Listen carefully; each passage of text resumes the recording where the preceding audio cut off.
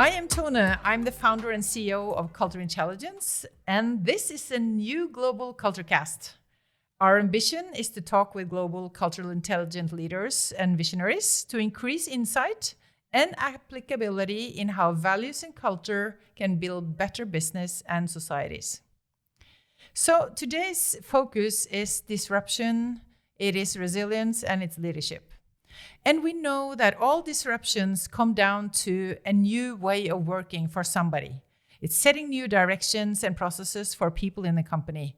And for companies to keep up their performance and growth in the future, you continue to attract the right people, you want to work with the best customers, you want to keep growing your business, then you need an organization that will thrive in this mess. And one thing we know for sure, the more resilient you are, the better chance of survival you have. So resilience is not a new issue, but now it's turned into the hottest issue in leadership development ever. And our guest today started to work on leadership resilience more than 10 years ago and has ever since been an advocate of helping leaders to come back from hard times. He has had numerous international management positions at Accenture and Dell, and before he started his company Leadership Choices, he has written several articles and books on the subject of coaching, resilience, and authenticity, including Coaching und seine Wurzeln, Coaching and its Roots, and my favorite, Resilient Leadership. So, Karsten and I met in Center for Creative Leadership, and today I'm very happy and honored to have him here. So welcome to us, around the world cyclist, entrepreneur, founder, managing partner, coach, and good friend, Karsten Drath. Tone, it's an honor to be with you. Thank you. And I have so much look forward to this. And I know you're busy, so thanks again for being here. And I really want to start with your leadership merits, because I counted 17 certifications. And for anyone who has tried to get some leadership certificates, that's extraordinary. Tell me how that happened.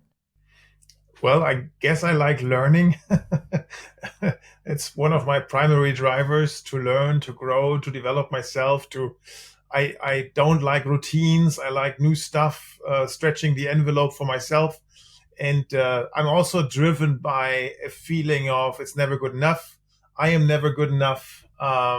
There's always room to improve, room to learn. And I think that has been a driver throughout my life. It still is. But I think today I can be a bit more relaxed about it. But in the beginning, it was getting into this new field and trying to grasp it, and then to become good at it, and then to, master it eventually. Yeah. So there's nothing really in leadership development you can't do anymore.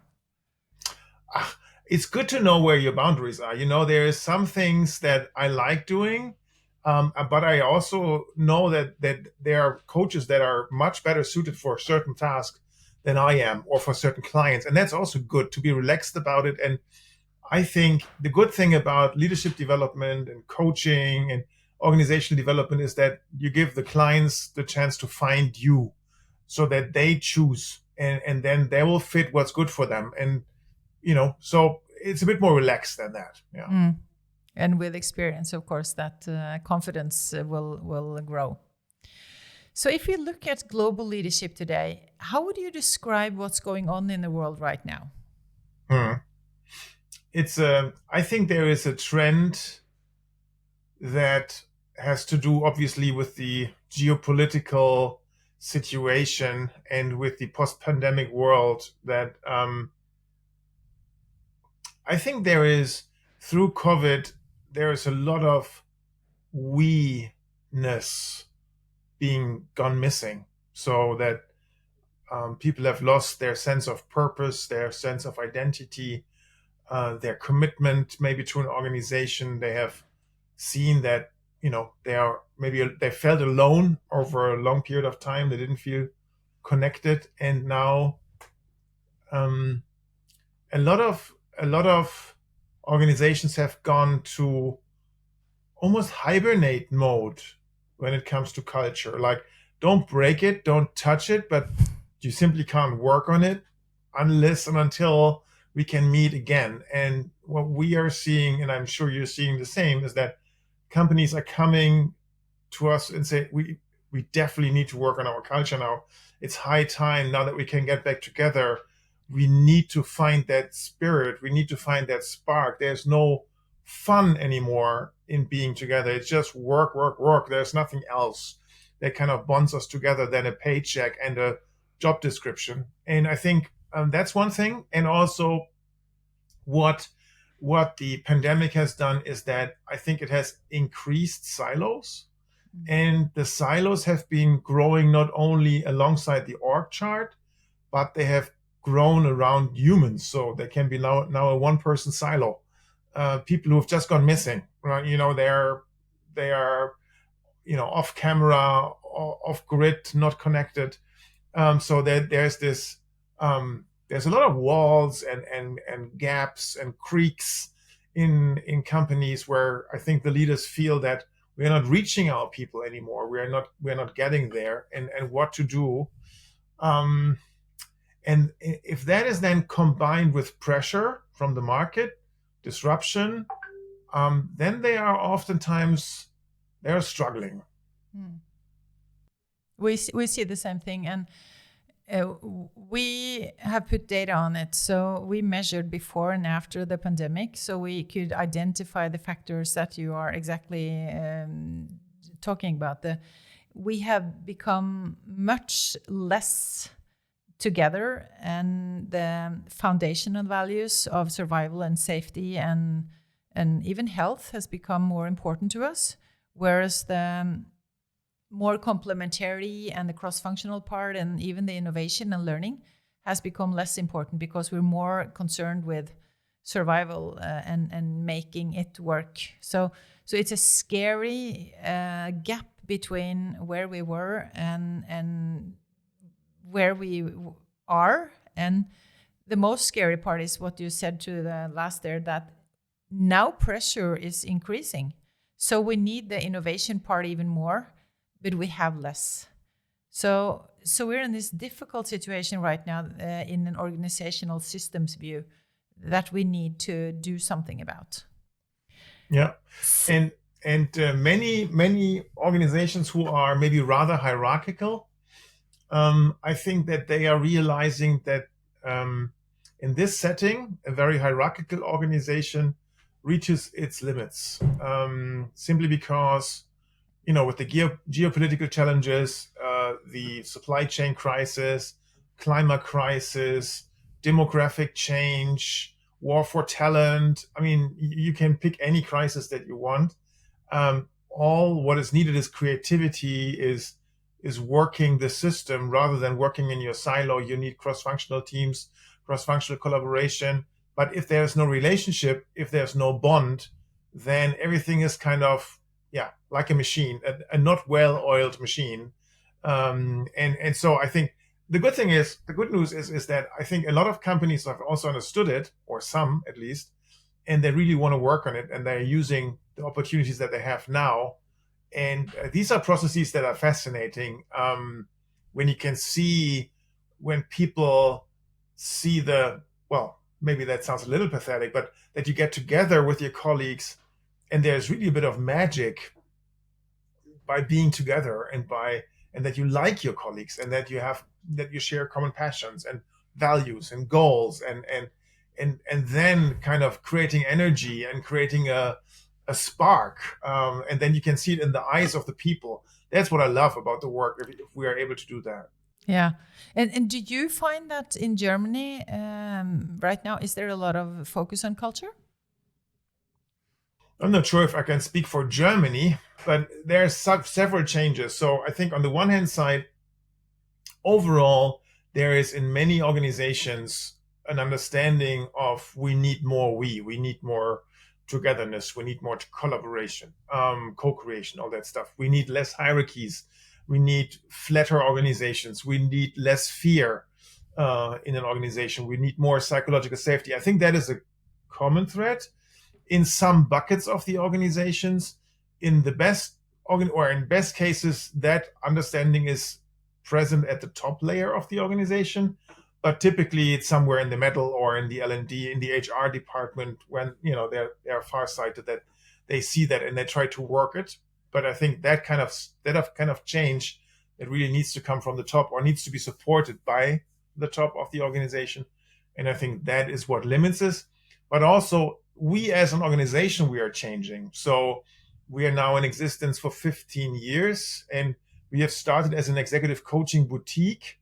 And now we are a little bit bigger boutique for organizational coaching or coaching embedded into organizational transformation processes. So it's a bit more complex, but also that is relatively new to us, if we are honest. We are doing this like 6-7 years back, which is when we started it. But since then, and at that point, it was like a totally new field. Like, what the heck is organizational coaching? What are you even talking about? But now, I mean, it still needs a lot of explaining. But once people see us work, I think the comparison to you guys are no strategy consultants. We get this pretty quickly. But what else are you right? And then I think that is also a step-by-step kind of thing, how that works. Yeah, but it's great work.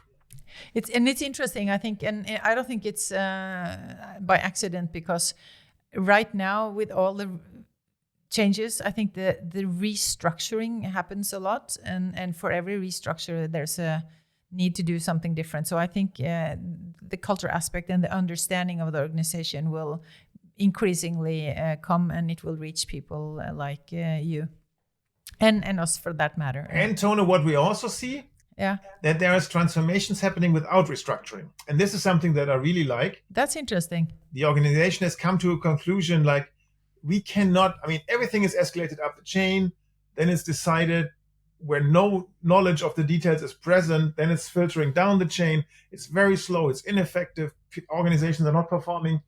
And then it is great when you have, I would say, enlightened leaders who are not quite sure how to change, but they are sure that they need to change, that they need to transform to a different operating system. And these are kind of great moments for an organizational coach to be part of such a process where there's this openness and also that level of trust that we need to work, and then really to help them reach a different level where they see, oh, now I can feel it. Now I can feel how this is different when there's trust in the room. Yeah, and that's you and I learned about vertical development when we were in CCL, right? And there hasn't been a lot talk about it, but from Nick Petrie and at least you and I, that word and that concept came. And I think what we are needing right now is what you're saying, that the mindset shifts, the walking up the ladder in a more contextual mindset. And I think some of these things are what we are interested in also. So if you were to identify some values or kind of mindset that is needed right now to make this period a good one, what would it be? So I think on the one hand side, if I compare like a dominant system and an emergent system, like the dominant system, like the old operating system, say before COVID, and the new one after, I mean, probably not quite right, but for simplification purposes, I think in the old dominant system, having control, being in charge, oversight, structure, I think has been more important. I think right now, what is more important is trust, space, giving space,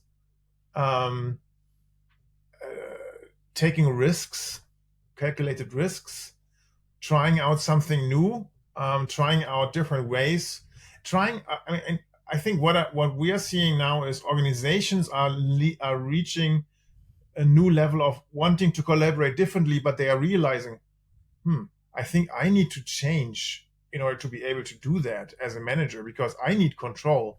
I can't let go of control until and unless I've learned to be okay with that, or find like a minimum of control that I can guarantee. I find it hard, right? So I think that is the interesting part, where the individual layer and the systemic layer they are kind of intertwined, and people realize they need to grow there. So I think that this is how I would characterize it, and that the complexity of the environment calls for fast decisions on the lowest level by empowered people who feel safe, who feel trusted, who feel supported. And that is a very far shot for many organizations to get there. They are still falling back onto this. We need to control it, needs to be reported. We need KPIs, we need OKRs, we need this and that. But some of it is just not controllable in that way. I almost forgot, Karsten, how excellent you are in coaching, but I know that. So if you were to be a coach right now for a leader in that situation, how would you approach that? Well, I think I think on the one hand side, trying to help understand what is the comfort zone of that person. So what's okay, right? What's the best operating system? And then to see how important is control and how important is being in charge and status and power and all that kind of stuff. And then also see what is possible in terms of, learning and development. And then the next thing is, where does the organization stand? So in our work, we have developed an organizational paradigm grid, which is combining two models that have been developed independently. One is from Lievegoed and Glazel, how an individual organization develops, and then the model by Lalou, which is also only refinement of people who have done it before him, which is like the purpose of an entire species of organizations. And in that maturity grid, you can actually, or paradigm grid, you can actually see where an organization stands and what kind of challenges it has to go from one paradigm for the other. So the next work would be to help the leader see, where does the organization stand? Where do you want to take it? And what does it will require from the people underneath? And then kind of try to find pioneers in the organization who are mentally, emotionally already there, who have been waiting for this, or who are open to discuss it, and then find formats how to talk, how to get in touch. And we have found one model. Actually, it's not from us. It's from the Berkana Institute. It's called the Two Loops model by Deborah Freese, and there's another lady who was a co-author, which name escapes me right now. But this model kind of speaks so much to leaders and to people in organization. It has the idea that organizations are not a machine, but it's more like a biological system, and like any flower, for example, it would start, it would grow, it would blossom, it would reach its peak, and then it would enter in a decay slowly but surely, and then comes winter, it's kind of gone to reappear next year.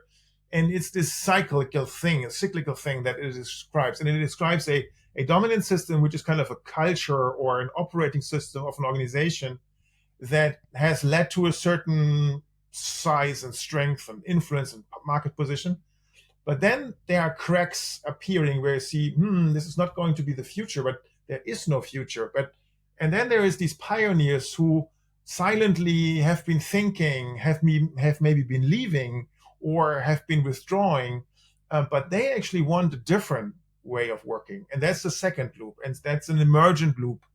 And that goes stronger and stronger, and but it's a different thing. It's not a version 2.0 of the dominant system. It's a different system. And then eventually it becomes so strong that the organization can put its weight on this new system. And that has been very true for us as Leadership Choices. So we have been starting at this organization of, male ex-CEOs became coaches, being proud of coaching, very important people in the business. That's it.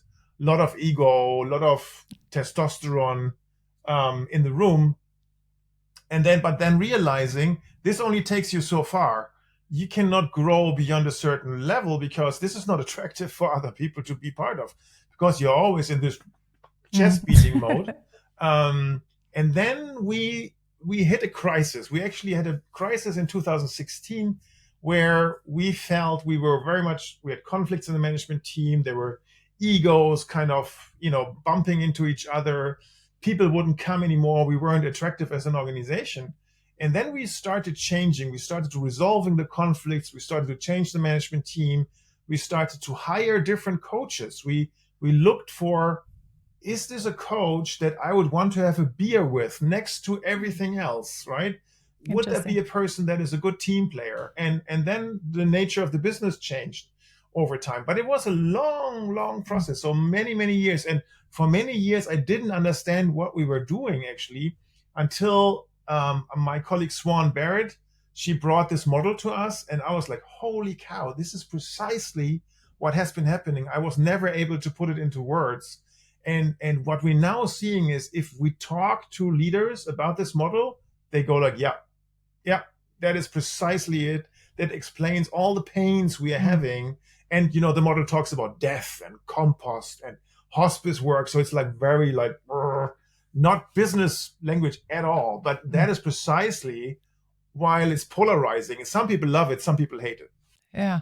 And I think it's really interesting that you say that individuals, it starts with the individual, that someone changes something in her mindset and decides to do something in a different way. And the individual drives the organization more than the organization puts a request to the people. I guess it's both, and that's at least the model that we use. But the power of the individual, I think, is fascinating because once she decides to put other or new values into action, something will happen.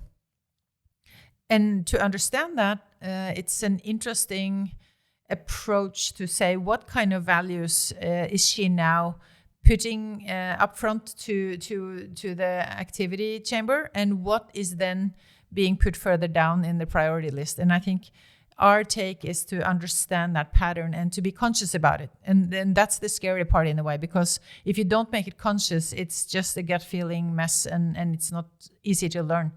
So that takes me into the resilience part, because I know that's your field, and I've always been so curious about what is it, and can you just take the executive summary? What is it really about resilience? So the term was coined in the 1950s.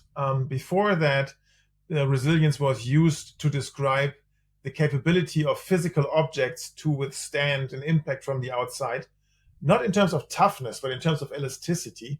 And then many people, one of them being Emmy Werner, did groundbreaking empirical research, a longevity study about 698 kids born on the island of Kauai, which she studied with her team over 40 years to find out when people thrive, even if they come from adverse circumstances, when it comes to family and everything. And her findings, the basic findings, were that there is something in us that can be seen as almost like a emotional and psychological immune system that helps us to bounce back when we get impacted by crisis, by adversity, setbacks in life. And this is when the term moved from physics into the world of psychology.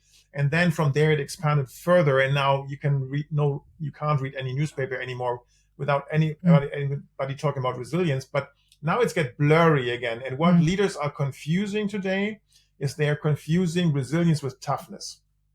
And this is the first thing that we do in every speech, in every workshop, to say, hey, there's a difference. Resilience and toughness are not the same thing. You can describe them differently. So that's number one. And then if you talk about organizations, then obviously the next thing is that there's something like resilient leadership. So there's a way to lead that rather fosters resilience, and there's a way to lead that is rather abrasive to resilience. And then there are elements like a resilience field, which is kind of the team. You can have like a very dysfunctional corporate culture, but a very active resilience field in a team with a, maybe great leader, great team spirit, us against the world, that kind of thing, which keeps people healthy and motivated, even though the environment outside can be gray and dark and negative. And then I mean, that is my journey over the last 10 years. Was There's the question, so how can you build an organization that is resilient? How can you build, what's the cultural element, but also what are other factors that play a role here? And so it's a whole of a lot of things. I have to go back to some of the first sentence you said. There is something that we have inside us. What is it? I need to know what it is. I think it is, on the one hand, so I think so two things. The first thing is there is an element of resilience that is based in our personality. So our personality consists, to simplify it, consists of traits. Traits are behavior patterns that are stable over time, right? And if you look at, for example, the 5-factor model, which is considered the gold standard in personality psychology, there are 3 major traits that correlate with resilience, one being the need for emotional stability. So in other terms, if I have a low need for emotional stability, then I have a bit of a thick skin. I'm not easy to be criticized or stressed or hurt. I'm stable when it comes to that. So that's number one. You want high values for extroversion, simply because when you're extroverted, it's easier to talk about stuff to people that you trust. It is easier to take charge. It's easier to get physically active. And that is the second one. And the third one is the openness for change, the openness for new experiences, meaning when you're thrown into the cold water, it's easier for you to swim because you actually like cold water, kind of, right? And so you're embracing it rather than fearing it. And this is the traits. Now, the traits are only one component of resilience. So that means we call this raw resilience, raw in terms of uncooked. It's nothing that you have learned or did something for. You're born with it. Yeah. It's just there, right? And then there's the learned element of resilience, which is the so-called habits. And the habits are kind of micro strategies that you have developed over the years, consciously, unconsciously, but which became part of your competencies or strategies or rituals, like how do you start a day, sport, meditation, food, journaling, having a good touch with your biography, with your own life story, having a purpose, having people around you that you trust, maintaining positive relationships. So there's a raft of different things which we put together in the FIRE model, executive FIRE model. So in a nutshell, personal resilience on the lowest level is a combination of traits, which we can't change, but it's good to know. Our biography, which is our story, which we cannot change, but what we can change is how we look at it. And then it's strategies, rituals, coping mechanisms that we have made an active part of our behavior repertoire. That's exciting. I read in your book that it's a brilliant book, by the way. So I learned a lot from it. And I read somewhere that some of the characteristics from a really resilient person is also similar to a psychopath. Let's say resilience, the factors that correlate with resilience are factors that correlate also with success. And they also, so for example, and they correlate also with psychopath. Doesn't mean that a resilience person is a psychopath person. But for example, if you think of a person with a very thick skin, so somebody that has a very low need for emotional stability, think of a fighter jet pilot. I mean, they do the scariest thing in the world with, huge speed, landing on a piece of metal in the ocean, right? And stuff like that. And being cool about it, having like a pulse of 80 or something. That is very close to a psychopath in one element, right? But you need many other elements to add to that are very dysfunctional and sick. And this is why there's some overlap. Okay, yeah. But it's just a fun fact, I think. And it's interesting to look at it as a mix of what you say, something you're born with. And in my understanding, also some values that you can decide to have in your life to activate when things get difficult. And so I'm curious, can resilience be trained? Absolutely. So in the essence, it's like so the important thing is it is values, or it can be values, but those are values translated in actions. If I have a value of fitness, then the action is do something for your fitness.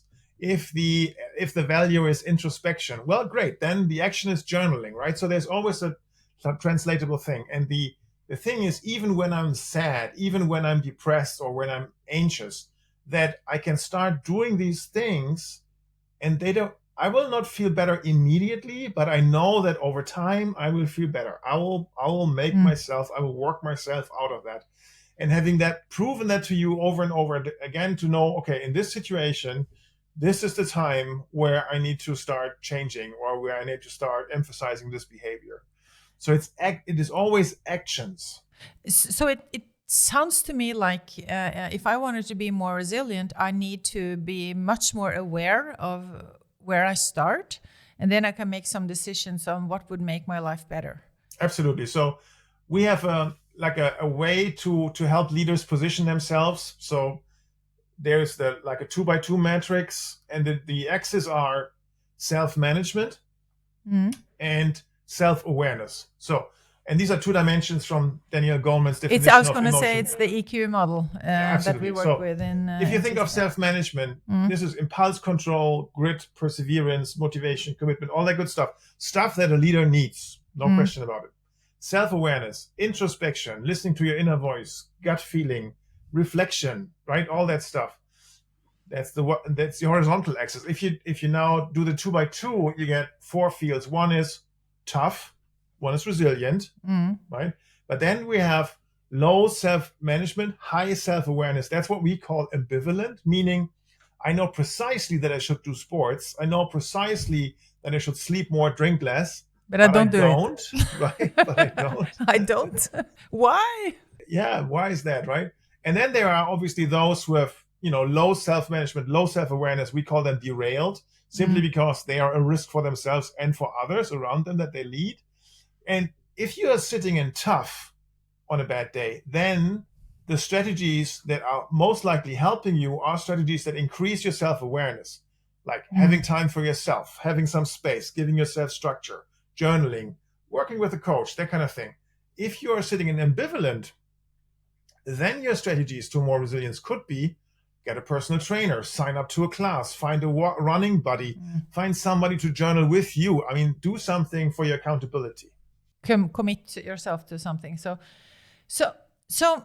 in the time that we are in right now, I have experienced that a lot of leaders ask a lot more questions because it's so uncertain, both what they experience and something they can't explain, and also what goes on around them and in their companies. And so my hypothesis is that the increasing part that is difficult to predict creates a new need for us to be more insightful on the self-awareness. So maybe it's the self-awareness in Daniel Goleman's model that we should start with, no matter what, right now. Self-awareness never hurts, but I think what is happening is, so when an organizational system moves from one paradigm to another paradigm, there is a paradigm shift, and that shift is actually a crisis. So this crisis means in that moment, our organizational immune system, our organizational resilience is depleted because we are absorbed with ourselves. And what also happens is when a company, small or big, tries to go from the old to the new system, from the dominant to the emergent loop, you have a spot where the old system doesn't work anymore and the new system doesn't work yet. And a typical strategy for leaders is, under pressure, you try to use what worked the last time, which is the old system.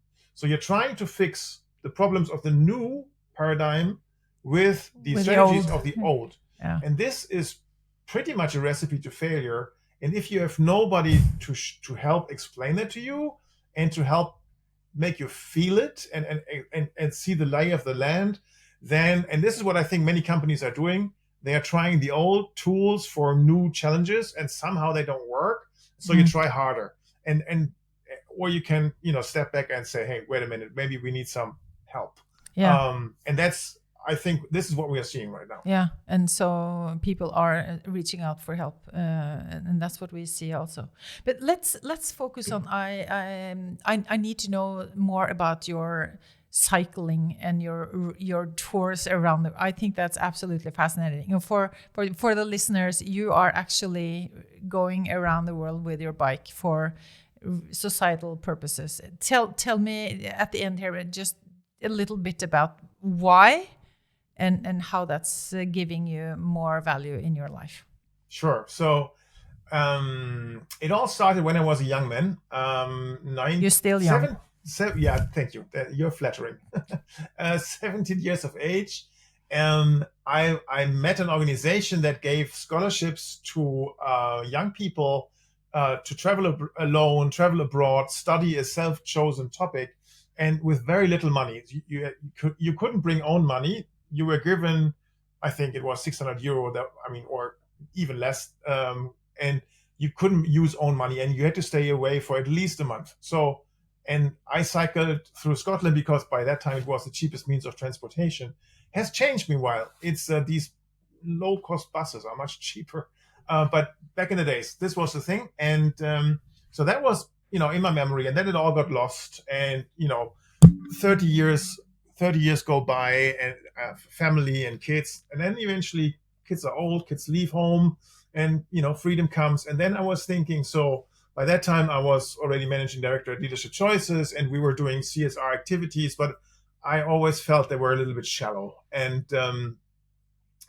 so I figured, well, what if I use the cycling and combine that with the clients, the people that we know, and say, hey, I'm going to cycle, and you will give me money to do that, so that we can give that money to that foundation, because that's great work that they are doing. And this is how it all started. And surprisingly, people said, yeah, sure, why not? They gave you money? They actually did. And so I started, and then in the beginning, it was not cycling around the world. I cycled to Verona, I cycled to the Atlantic, around Spain and stuff like that. And then eventually I figured, and then COVID came, obviously, which made it very, very hard. So I had to cycle around East Germany because I actually couldn't enter any other country. But it was interesting nonetheless, because I learned a lot about my own country. And then 2 years ago, I went to the North Cape simply because Sweden was the only country around Germany that has open borders, hoping that the Norwegians would be kind enough to let me in, which obviously was totally overstating my possibilities. But I was lucky. Literally 4 days before I reached the border, the Norwegian government decided to accept digital vaccination IDs, which I luckily could organize. So I was one of the first tourists to enter Norway back in 2021. Okay. And then I reached the North Cape, and fantastic. And then somehow I felt like, so what do I do next? And then I said, so what are you the most afraid of? Well, I figured cycling around the world, that kind of scares me. So I said, well, that's the plan then. And so this is the project. So I'm now in Canada this year. I'll continue cycling through Canada. I was in Western Canada last year, ran into bears and logging trucks, and the most friendly people I've ever met in the 12 countries that I've cycled so far. And then something happened in Germany. In 21, there was a major flooding in the western part of Germany, in the Ahr Valley. And a lot of people drowned, which is, 150 people died. A lot of people committed suicide because of the severity of the tragedy of the event, which is something that we're not used to in Germany. And it was very close to where I come from. So I had some personal relationships to that. And I figured we need to do something about that. And so the flooding was in July. I figured we can't do anything now as an organization. Nobody wants a coach when your house just swam down the river or whatever. So, and then it came November. And so I started reaching out, making contacts, finding an organization that, was very close to our values, or we are to theirs as a local aid organization. And then we started coaching them and helping them, and, also working on actual work sites, helping people to rebuild their houses, to be able to move in again. And that was very fulfilling work. And then my colleague and I, Uwe, who are co-leading Leadership Choices, we figured, hey, we need to start a foundation, and we need to start a foundation to bring this into professional terms and clean terms in terms of money. Because as a company, you know that, Tone, you're always under this suspicion. Why are you working for free? What's the back thought? The trust factor. And so we started the Cosmic Foundation last year. And the Cosmic Foundation, the intention is to help NGOs buy money to get free access to coaching, leadership development, resilience development. And that's what we are standing for. And now I've devoted this cycling around the world to the Cosmic Foundation. So all the donations, 100%, goes into the Cosmic Foundation. It does not finance my trip. The trip I finance out of my own pocket. So the idea is really to give us a budget so that we can help NGOs that work towards a better world to actually get help. That's a fantastic idea. And is there a way people in Norway can contribute? Of course. So there is a website. I can share the link with the listeners here. Yeah. You can put it in the show notes. So it's cycling around the world by bike.blog. And it's in English. You can see the updates there. There are links. There are short videos, and it's a bit of my travel diary when I'm on the road. Yeah, that's really interesting, and I'm so excited for you. And I remember you reached out when you came down from Nordkapp. So I was just sorry I missed you there. But next time, if there is Oslo on your trip, I definitely insist that we talk more about this. Yes, ma'am, sir. Yes. So I'm gonna sum it up, and let's see if we can put one good thing for leaders out there. What would be a really caring advice for them right now in tough times? I think it's always a good question to ask yourself, what kind of marks do you want to leave as a leader? And because that question directly brings you away from your own ego and your own success and your own status to what do you want to do for your family, your kids, your community, your team, your country, the world. It depends on the scope where you want to work at. But I think a leader should have, and what we need in the world today are leaders that want to be more than just successful, that want to be successful in the way that the next generation and the one after that still has something to live with. And I think that is this mindful capitalism, this, that's something that I think needs more doing. And this needs to come from being left-winged or eco-activist to mainstream. That needs to be a common understanding, like a consensus for all business schools, for all leaders. And it's not. I mean, I'm teaching in business schools. This is still very much, Milton Friedman. Get the money. Yeah, exactly. So business of business is business. And I think that can't be the case. That needs to change dramatically in all managerial aspects. And so I think that's the starting question. That's the question. Karsten, you're such a visionary, and I enjoy so much to talk with you. And the mindful capitalism is I think, our end statement here, and that I want to push forward. So thank you so very much to be with me. I love what you're doing, you know that, and I look forward to our next chat, because it has to be a follow-up on this. Thank you, Tony. It was a pleasure being with you. Thank you for the time.